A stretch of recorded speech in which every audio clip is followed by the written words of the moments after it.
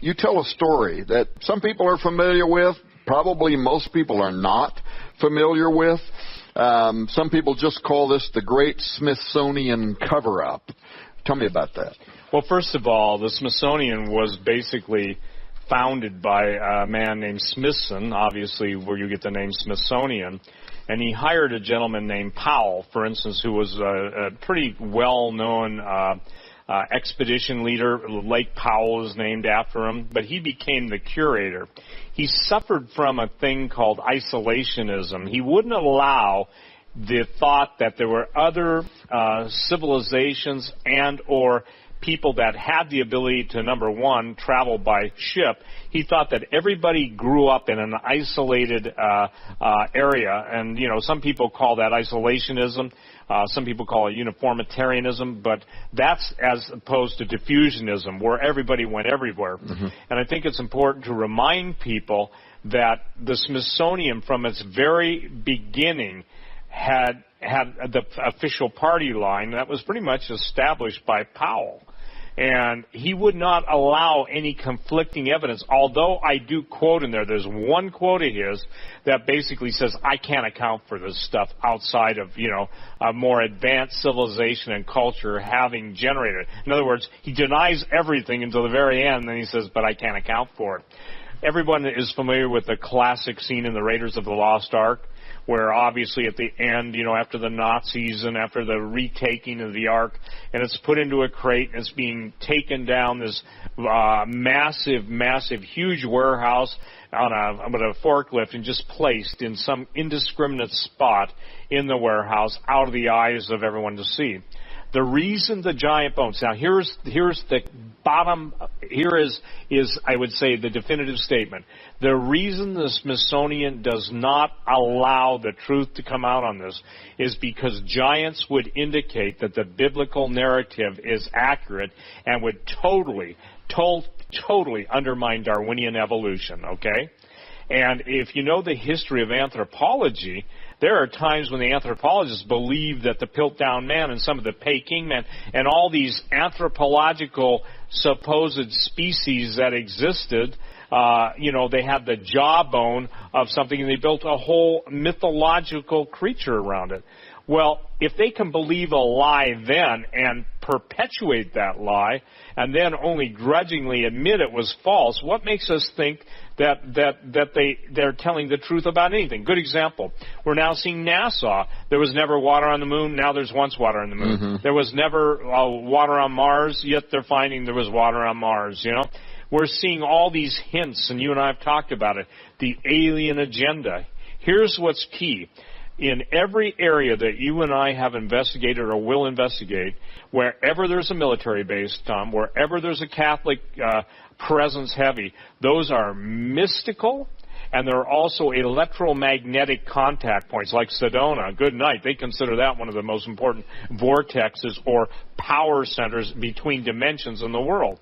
Well, that's what Timothy Alberino and the film crew were down in Peru, all over Peru, basically tracking down. And I would say this, if you go out and it's a bright blue sky, you camp out in front of a known Stargate, and all of a sudden you've got an isolated weather war against you. Obviously somebody or something was not happy with the presence.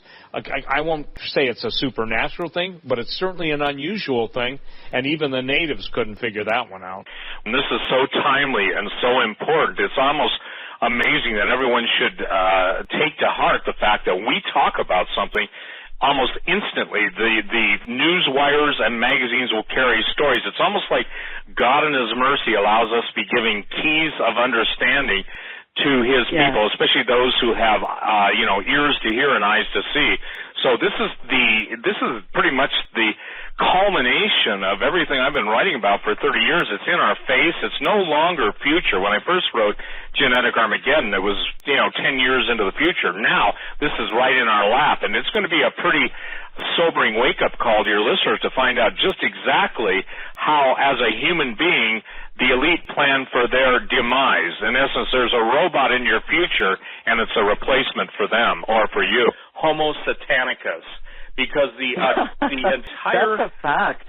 Yeah, what's interesting, and people say, well, why do you make up words? It's because there's no words I possess that can get anyone's attention unless I take something with original meaning and then, let's just say this, increase the emphasis on what it's all about. And with that terminology, Satan hates the human race. It has been his goal from Eden to destroy the human race. He almost succeeded at the time of Noah's flood. The whole earth was corrupt. So now we have something different. Instead of fallen angels coming both before the flood, mating with human earth women, and after the flood, mating with human earth women, now they're doing it genetically, the science of the fallen one. But the point is that we're in a period now where everything about humanity is being questioned. In essence, here's what it boils down to. Satan is saying to the elite, you guys don't have to die. You can live forever, and you don't have to live under those rules of God. You can basically live forever, perpetually indulging in all the pleasures of the flesh. Not only will we give you new pleasures, we'll give you new beings to do it with. You know, when I started talking about, and I'm sorry, we're grown-ups mostly on this. I would hope we're grown-ups. It was so preposterous for people to even entertain that there would be funding in the hundreds of billions of dollars to create robots, and let's talk in primarily female sex robots for the pleasure of men. Obviously, it's fascinating that Japan has pretty well led that whole area of investigation. But it goes beyond that, because the idea is simply this. Those who are creating the image and likeness of the living God must be done away with. That's why when God created, obviously, man and woman and brought in the institution of marriage, it was to be the way that our race and his created image and likeness would carry on. Xenogenesis, it simply means what you read. It's the introduction of a third pair of genes, chromosomes, if you will, that are separate and distinct from the host parents. We've heard of animal DNA being used. We've heard of fallen angel DNA being used. And what I've been writing about for years is all these skeletons. Everybody asks me, where do the skeletons of the giants go? You can go into the old annals of any, 1850 newspapers throughout the country, and people turned up skeletons. Well, when they get the active DNA, they're actually looking for something, Sheila. They're looking for the ability to bring back, just like Steven Spielberg produced the movie Jurassic Park. Well, these are Jurassic giants, and it goes so far into the realm of contempt by Satan, the adversary. It's amazing. Even people who don't believe in Jesus acknowledge Satan, and they're not recognizing that they're, how should I say this, they're cooperating not only in their temporary doom, but in their eternal dooms. And let me ask you this. I'll play the interview with you. Did it not strike you as surprising at how far advanced artificial intelligence is, singularity, and all of the transhumanist movement? Did it not just blow your mind? You knew it, but didn't it take it away from you for a minute going, Lord God of heaven, these people are succeeding in absolutely trying, and emphasis on trying, to bring about the destruction and the replacement of the human race?